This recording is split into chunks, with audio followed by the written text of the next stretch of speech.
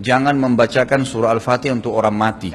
Belum pernah ditemukan dalil bahwasanya Nabi SAW mengatakan Al-Fatihah untuk Hamzah, Al-Fatihah untuk ya orang syuhada Badr, syuhada Uhud, Mus'ab bin Umair. Enggak pernah. Al-Fatihah untuk Khadijah. Pernahkah Anda temukan riwayatnya? Jadi yang beliau lakukan adalah mendoakan iya, mensodakahkan iya, menghaji dan umrohkan iya, karena jelas dalilnya gitu kan.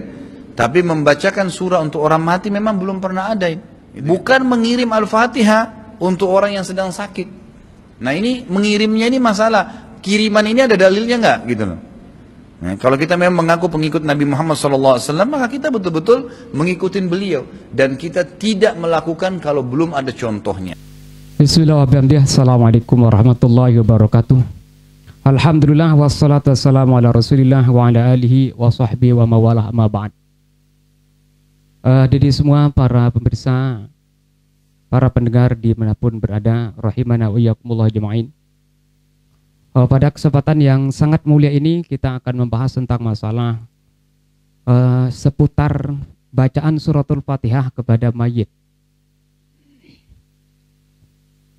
Di dalam tradisi Nahdlatul Wathon malah ya hampir ya, di dalam setiap pengajian sebelum mulai pengajian atau setelah selesai sholat itu biasa kita membaca suratul Fatihah untuk Rasulullah SAW, untuk para ulama dan sebagainya.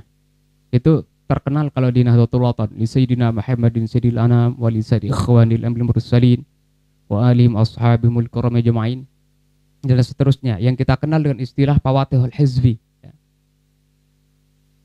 Bagaimana pandangan ulama tentang masalah mengirimkan Fatihah atau membacakan Fatihah kepada orang lain atau kepada orang yang sudah meninggal dunia seperti Rasulullah dan sebagainya.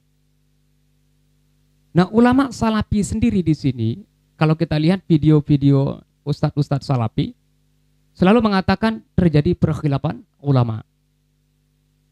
Dan mereka mengatakan, Imam Syafi'i mengatakan tidak sampai. Nah, untuk menjawab pertanyaan ini, sekarang kita akan membahas atau membaca kitab Fathul Mu'in. Langsung ini ada syarahnya, yaitu I'anatul Talibin. Kalau di kitab saya ini yaitu halaman 220, ya, tergantung cetakannya nanti bisa berbeda-beda. Di sini mengatakan amal qiraatu, adapun qiraah bacaan, berarti umum mau bacaan mana saja, yang penting Al-Qur'an. Faqad qala an-Nawawi fi syarhi Muslimin.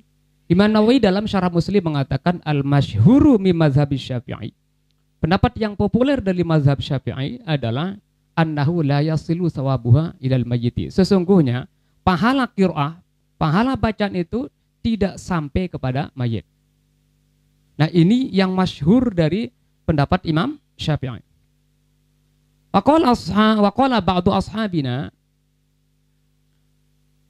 dan sebagian daripada ashabina, ashab berarti di sini ulama-ulama yang bermazhab Syafi'i mengatakan sawabuha, sawabnya itu, pahalanya itu adalah lil mayyiti, yasilu lil mayyiti, itu bisa sampai kepada mayit.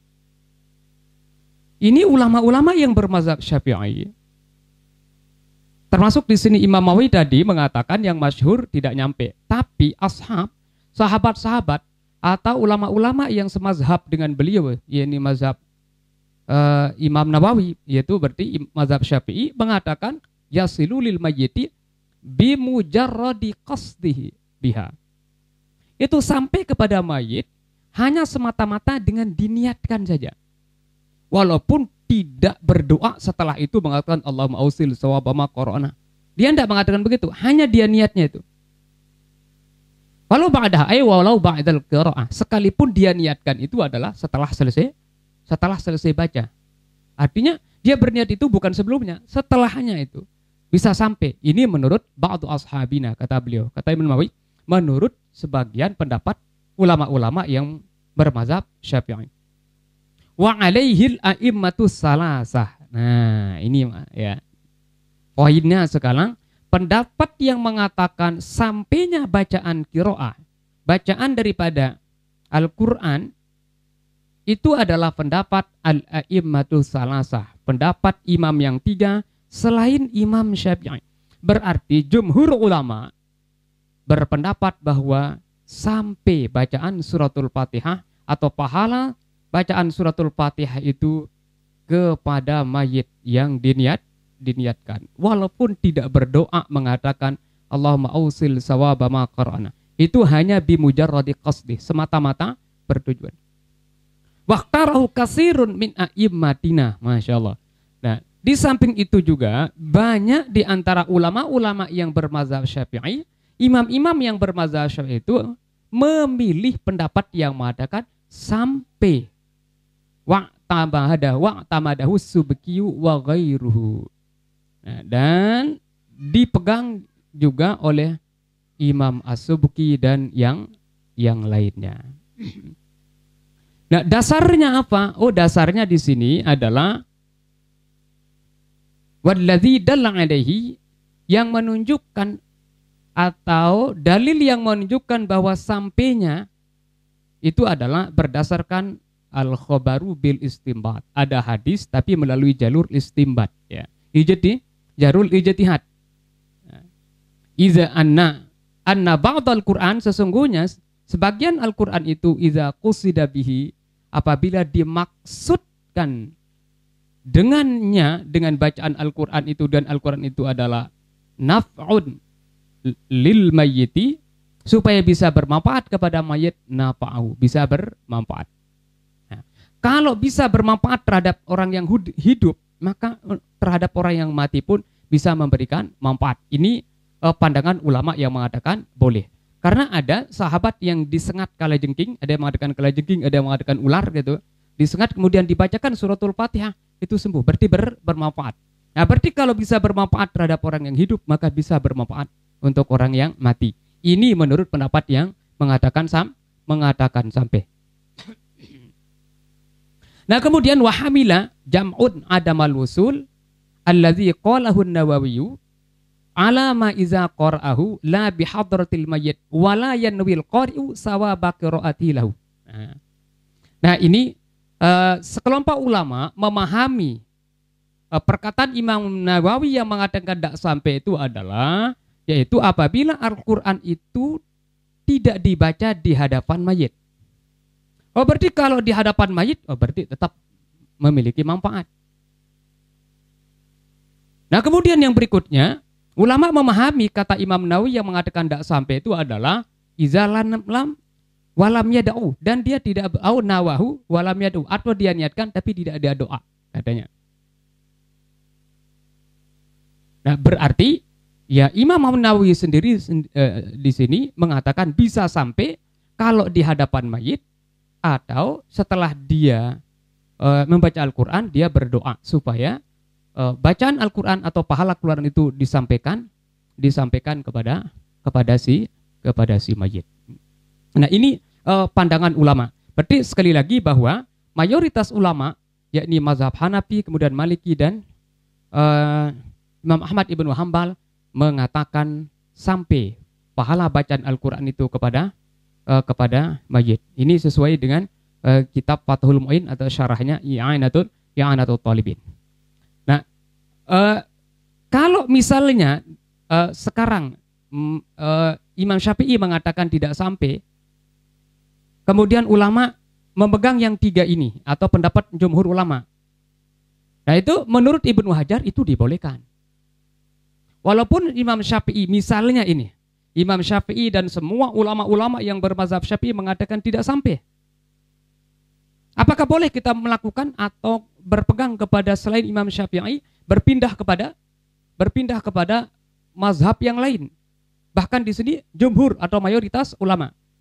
Ya. Ibnu Hajar mengatakan, "I'lam, ketahuilah, annal as-sahha, pendapat yang paling benar min kalamil mutaakhirin, ya, daripada pembahasan atau pendapat ulama mutakhirin." Nah, termasuk di sini ke Syekh Ibnu Hajar, seperti Syekh Ibnu Hajar. Ini saya kutip dari kitab I'anatul Talibin. Nah, Ibnu Hajar wa ghairi dan yang lainnya mengatakan bagaimana? Ya juzul intiqalu, boleh kita pindah mim mazhabin, dari satu mazhab ila mazhabin akhara, menuju kepada mazhab yang lain, minal mazahibil mudawwanah, dari mazhab-mazhab yang sudah diakui, ya, sudah dibukukan artinya diresmikan seperti mazhab yang 4 itu. Sawa'un intaqala dawaman au fi ba'dil hadisa. Baik itu pindahnya secara total terus menerus pindahnya, misalnya dari mazhab Syafi'i menuju ke mazhab Hambali misalnya secara total terus menerus boleh. Au fi ba'dil hadisa, atau pindahnya itu hanya dalam sebagian kasus saja, dalam sebagian hukum saja. Itu dibolehkan untuk pindah. Ya. Sehingga membaca, ya, kalau kita ambil dari pembahasan ini, membaca suratul Fatihah, kita niatkan pahalanya untuk yang lain, bisa dibolehkan. Nah kemudian andai kata misalnya di antara ustadz-ustadznya yang salafi mengatakan itu tidak pernah dilakukan oleh Rasulullah SAW. Nah, yang jadi masalah, apakah setiap perbuatan yang tidak pernah dilakukan oleh Rasulullah itu termasuk salah? Saya ulang, apakah semua perbuatan yang tidak pernah dilakukan oleh Rasulullah itu salah atau tidak boleh? Oh tentu tidak. Ini banyak sekali contohnya, seperti sudah kita contohkan sebelumnya. Misalnya tarawih 23 sebelumnya pada zaman Rasulullah, setelah ini sekarang bahkan di Mekah Madinah sendiri misalnya 20 atau 23 dengan witirnya itu dilakukan di Mekah Madinah. Padahal pada zaman Rasulullah SAW tidak pernah dilakukan. Apakah ini jelek? Ya tentu tidak. Bahkan Sayyidina Umar mengatakan ni'matul bid'ah, ni'matil bid'atu hadhi.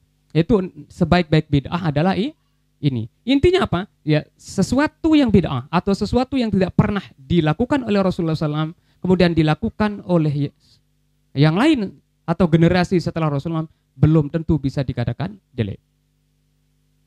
Karena Rasulullah SAW itu pada suatu waktu juga ada orang yang melakukan atau ya, mengungkapkan, mengatakan sesuatu yang tidak pernah dikatakan oleh Rasulullah SAW, tapi justru itu direstui, disetujui oleh Rasulullah SAW. Misalnya, di saat Rasulullah SAW bangun dari rukuknya, yaitu i'tidal, mengatakan Sami Allahu liman hamidah. Nah setelah itu ada sahabat yang mengatakan Rabbana walakal hamdu hamdan katsiran mubarakan thayyibah. Itu tanpa ada contoh sebelumnya, tapi sahabat mengucapkannya. Setelah Rasulullah SAW selesai, Rasulullah mengatakan, manil mutakallim, siapa yang ngomong tadi itu? Sahabat mengatakan, ana ya Rasulullah. Oh saya ya Rasulullah. Sahabat itu mengatakan, saya Rasulullah SAW. Nah apa kata Rasulullah SAW? Tadi ada 30 lebih malaikat itu rebutan untuk mencatat apa yang Anda ungkapkan. Nah ini menunjukkan bahwa sesuatu perbuatan atau ungkapan yang tidak pernah dilakukan oleh Rasulullah kemudian dilakukan oleh orang yang setelahnya belum tentu itu dianggap bersalah. Artinya tidak bisa kita jadikan patokan semua yang tidak pernah dilakukan oleh Rasulullah kemudian tidak boleh kita lakukan. Nah, termasuk di sini ya dalam rangka membaca suratul Fatihah yang diniatkan pahalanya untuk orang-orang yang sudah meninggal dunia. Tidak pernah dilakukan oleh Rasulullah SAW. Sekali lagi, walaupun belum pernah dilakukan oleh Rasulullah SAW, belum tentu itu tidak boleh atau belum tentu itu dianggap berdosa untuk melakukannya. Ya, mungkin saudara ini pembahasan kita semoga menjadi tambahan wawasan dan bagi teman-teman kita aswaja yang melakukannya mudah-mudahan diberikan ketenangan untuk melakukannya dan memiliki pedoman ya supaya sesuai dengan firman Allah wala taqfu ma laysa laka bi'ilm. Jangan mengikuti ya sesuatu yang tanpa ada dasar ilmu pengetahuannya. Sekian kurang lebihnya mohon maaf. Wallahul muwaffiq wal hadi ila sabilir rasyad. Wassalamualaikum warahmatullahi wabarakatuh. وفرعون ذي الأوتاد الذين طغوا في البلاد